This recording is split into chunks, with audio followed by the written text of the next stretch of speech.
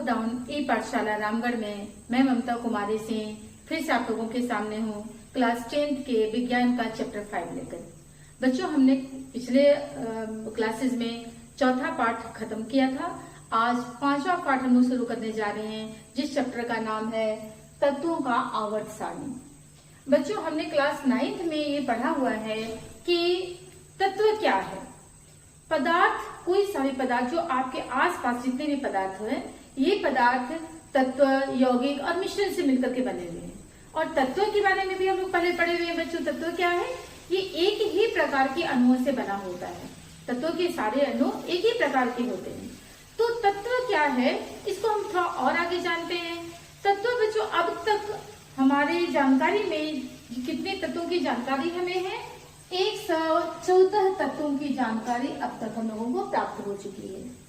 और 1800 ईस्वी तक हमारे पास कितने तत्वों की जानकारी थी? सिर्फ 30 तत्वों की हमें जानकारी थी। तो जैसे जैसे हमें तत्वों की जानकारी मिलती गई, इसके बारे में पता चलता गया, अध्ययन किया गया, वैसे वैसे इनके गुणधर्मों की जानकारी भी वैज्ञानिकों ने लेना शुरू किया। तो जैसे जैसे तत्वों के गुणधर्मों पर अध्ययन शुरू होने लगा, तो वैज्ञानिकों के सामने ये समस्या आई कि अब उन लोगों को इनके गुणधर्मों को अध्ययन कर किस तरह से हम व्यवस्थित करके रखें। अब व्यवस्थित करने की समस्या आ गई। अब अव्यवस्थित तत्वों को व्यवस्थित इस तरीके से करना था कि हम उनके गुणधर्मों की भी जानकारी अच्छे से प्राप्त कर सके। तो अगर अव्यवस्थित चीजों को व्यवस्थित करने की बात कहा जाए बच्चों, तो आप ये भी देखते हो, आपके घर में भी मम्मी सारे सामान को अरेंज करके रखती है ताकि उनको सही जगह पे सारा कुछ मिल जाए। मसाला सही जगह पे होता है, बर्तन अलग अरेंज होते हैं, मसाले में भी गरम मसाला अलग मिलेगा आपको। इस तरह दुकान में जाते हो तो आप क्या देखते हो? दुकानदार भी बिस्किट्स को एक जगह पे अरेंज करके रखता है, वो मीठी बिस्किट्स को अलग रखता है, नमकीन बिस्किट्स को अलग रखता है। साबुन आप देखोगे, साबुन को उन्होंने कैसे रखा होता है? नहाने का साबुन अलग होता है, कपड़े धोने के साबुन अलग होते हैं, बर्तन धोने के साबुन अलग होते हैं। इस तरीके से एक दुकानदार या कोई भी अपने सामान को व्यवस्थित करके रखता है ताकि उसको वो काम, उस चीज को ढूंढना, उसके बारे में जानकारी प्राप्त करना उसको आसान हो जाए।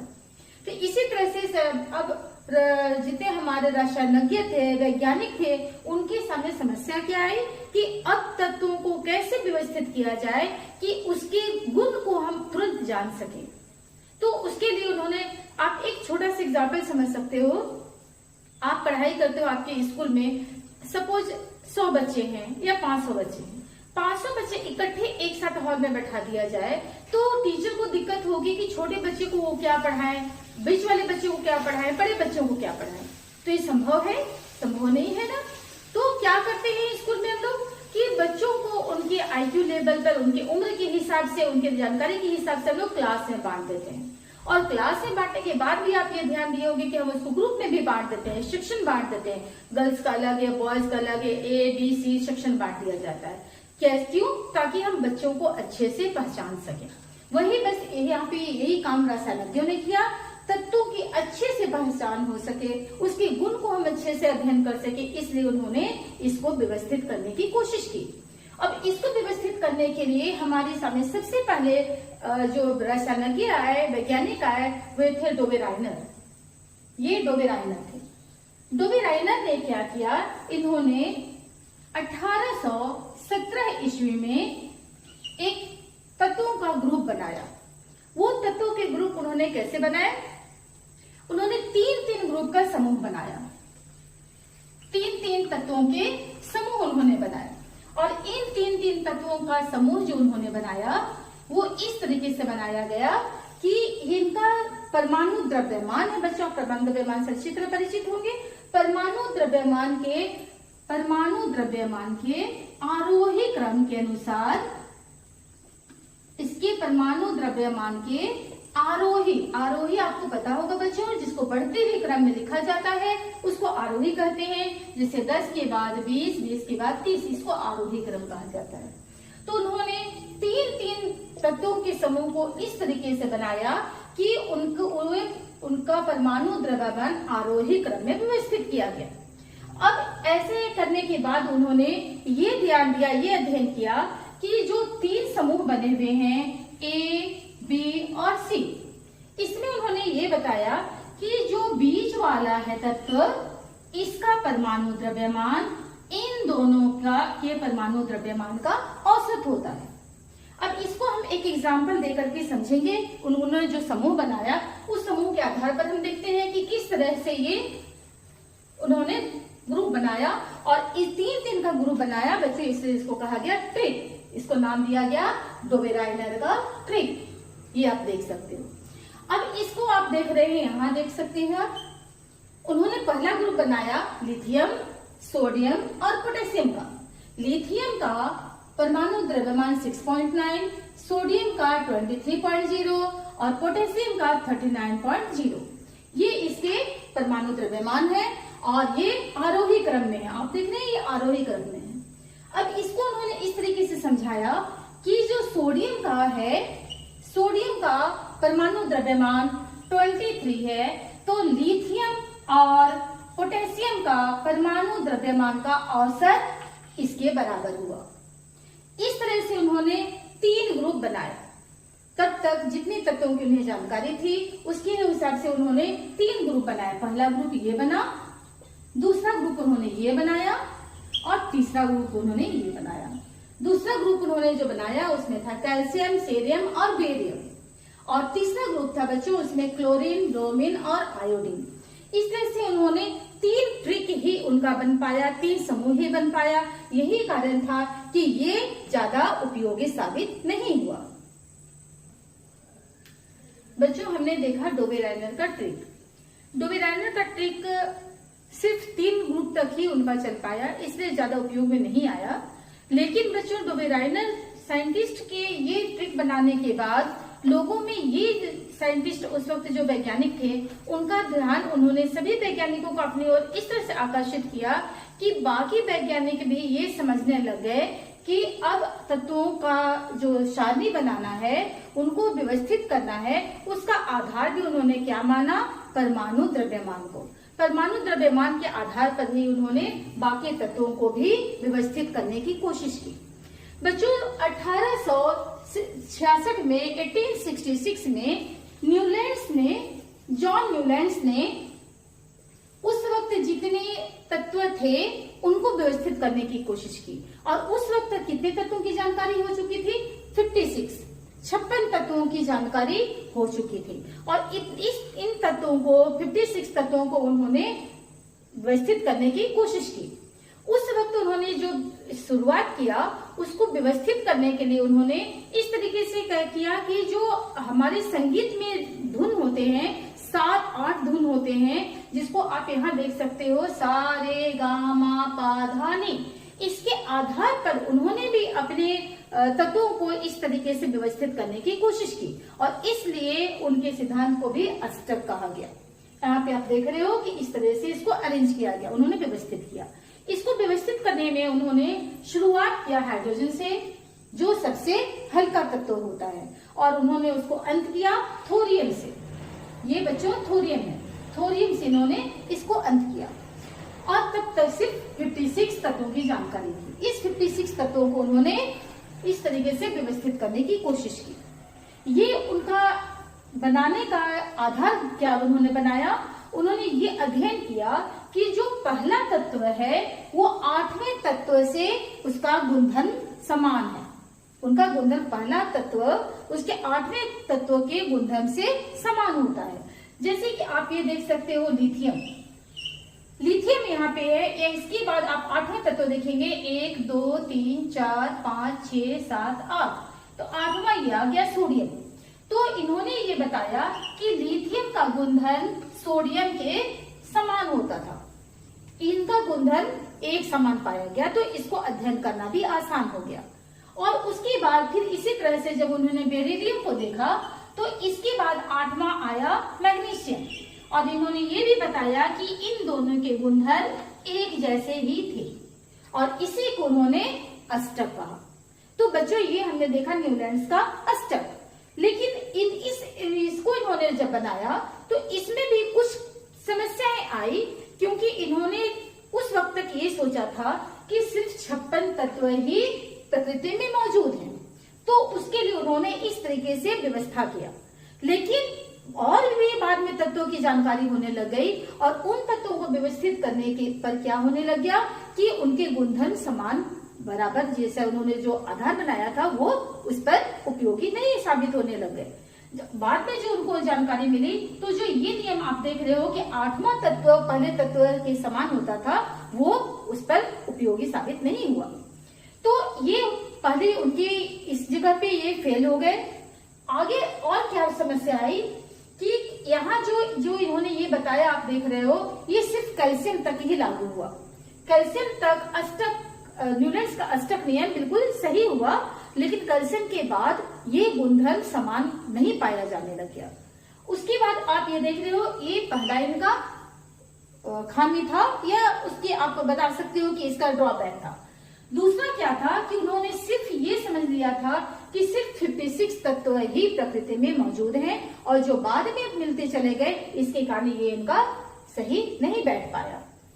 तीसरा इनका पॉइंट जो लोगों के सामने आया वो था कि इसको सारे तत्वों को अपने अष्टक में व्यवस्थित करने के लिए कहीं कहीं पे उन्होंने 2 तत्वों को एक साथ रख दिया। अब देख रहे हो यहाँ पे कोबाल्ट और निकेल को उन्होंने एक साथ रखा है, और ये सही नहीं था क्योंकि सबके लिए एक एक जगह होनी चाहिए थी। तो और ये इसके साथ और इन्होंने क्या किया, आप देख रहे हो यहाँ पे फ्लोरीन है, यहाँ पे क्लोरीन है, यहाँ पे ब्रोमीन है। ये तीनों के गुणधर्म तो एक जैसे थे, लेकिन कोबाल्ट और निकेल जो उन्होंने रखा, ये दोनों के इन दोनों के गुणधर्म इन तीनों से बिल्कुल मैच नहीं करते थे। तो ये उनके सिद्धांत के से अलग हो गया। और अगला पॉइंट क्या नोटिस किया गया कि ये जो कोबाल्ट और निकेल थे, इनका गुणधर्म मिलता था किससे, फेरस से, आयरन से, लेकिन आयरन इनके साथ में नहीं रखा गया। जो इनके साथ में रखा गया, तो ये इनके साथ इनका गुणधर्म मैच नहीं किया, और जो इनके साथ इसका गुणधर्म मैच कर रहा था वो इनके साथ में नहीं रखा गया। ये कुछ बातें थी जो उनके सिद्धांत पे सही साबित नहीं हो रही थी। और एक और पॉइंट क्या नोटिस किया गया बच्चों कि जो इन्होंने बनाया न्यूटन्स का अष्टक का नियम, ये सिर्फ हल्के तत्वों पर ही लागू हो रहा था। कहने का मतलब कि कुछ भारी तत्व बाद में पाए गए जो इन पर सटीक नहीं बैठ रहे थे, इनके सिद्धांत पे वो सही साबित नहीं हो रहे थे। इस तरह से बच्चों हमने देखा कि ये न्यूटन्स का अष्टक का नियम था। बच्चों हमने डोवेराइनर का ट्रिक और न्यूटन्स का अष्टक का सिद्धांत देखा। इसके बाद बच्चों बहुत सारे वैज्ञानिक आए जिन्होंने इसके वर्गीकरण पर काम किया, लेकिन डोवेराइनर के बाद और न्यूटन्स के बाद में अगर मुख्य श्रेय जाता है तो वे थे मेंडेलीव। ये एक रूसी वैज्ञानिक थे और इनका नाम था दिमित्री इवानोविच मेंडेलीव। इनका बहुत प्रमुख योगदान रहा वर्गीकरण में, क्योंकि उस वक्त में इन्होंने परमाणु द्रव्यमान और भौतिक और रासायनिक गुणधर्म को इसका आधार बनाया। जब मेंडेलीव ने काम करना शुरू किया, तब तक कुल 63 तत्वों की जानकारी हो चुकी थी। 63 तत्वों का अब उनके सामने था कि उसको वर्गीकृत करना है, और वर्गीकरण का आधार उन्होंने परमाणु द्रव्यमान, भौतिक और रासायनिक गुणधर्म को बनाया।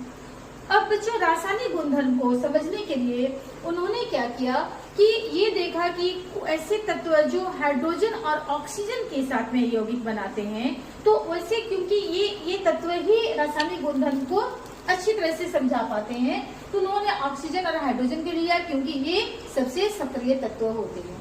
और ये आप ये अच्छे से देखते हैं कि हाइड्रोजन और ऑक्सीजन ज्यादातर तत्वों के साथ में यौगिक बनाते हैं।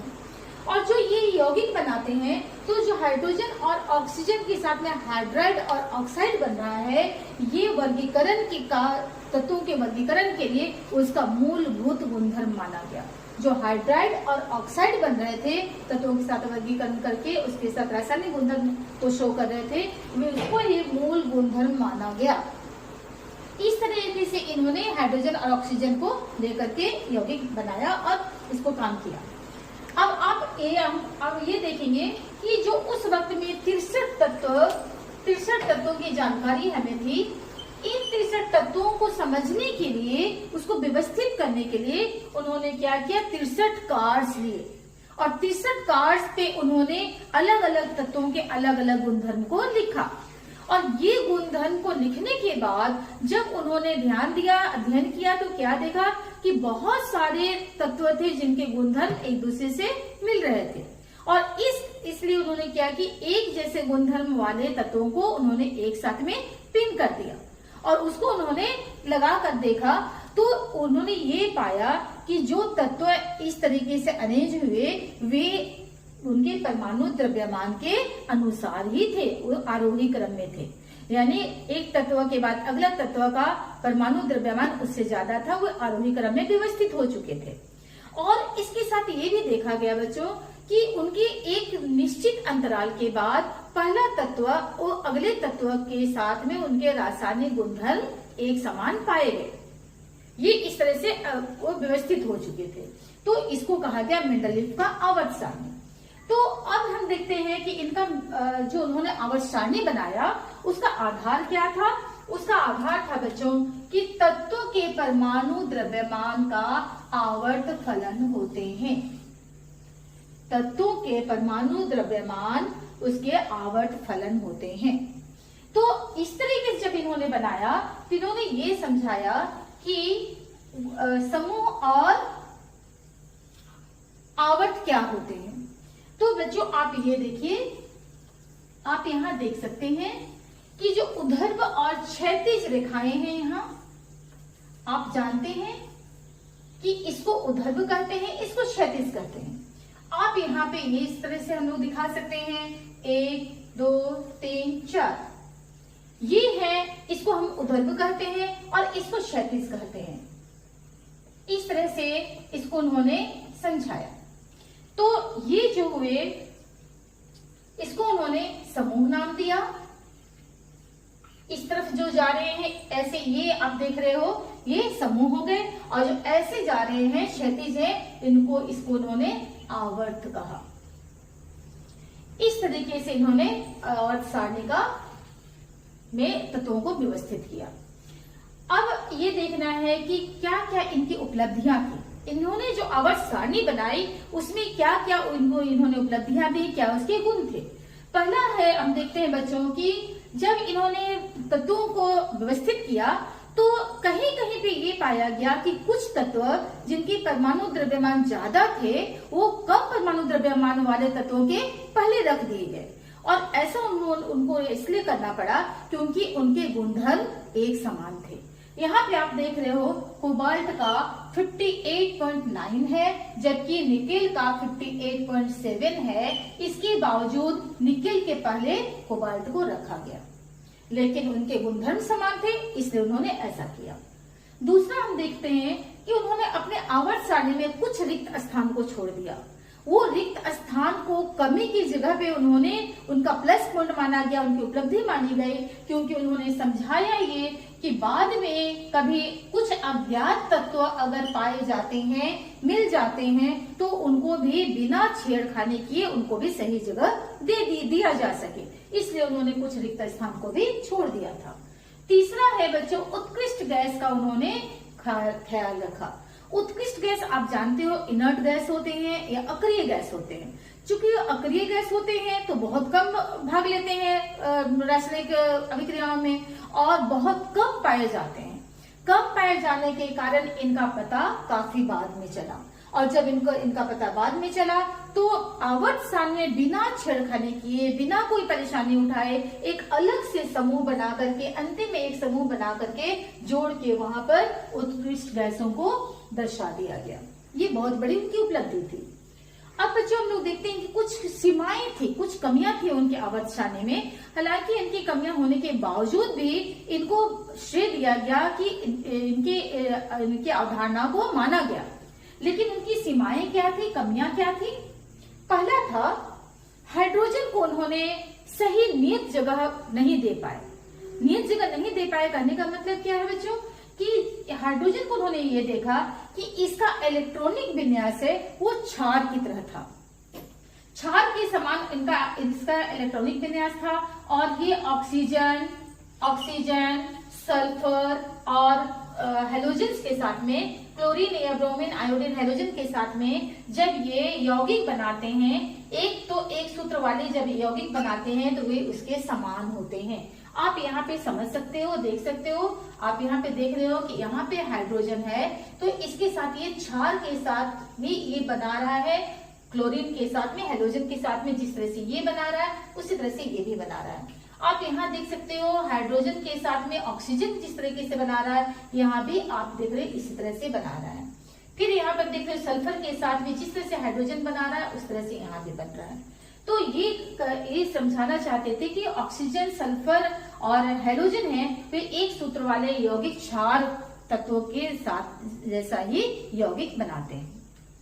उसके बाद एक तरफ तो इन्होंने ये बताया कि क्षार की तरह वो काम कर रहा है, दूसरी तरफ हेलोजन को हमने ये देखा कि वो हाइड्रोजन है वो हेलोजन की तरह काम कर रहा है, वो भी द्विपरमाण्विक है।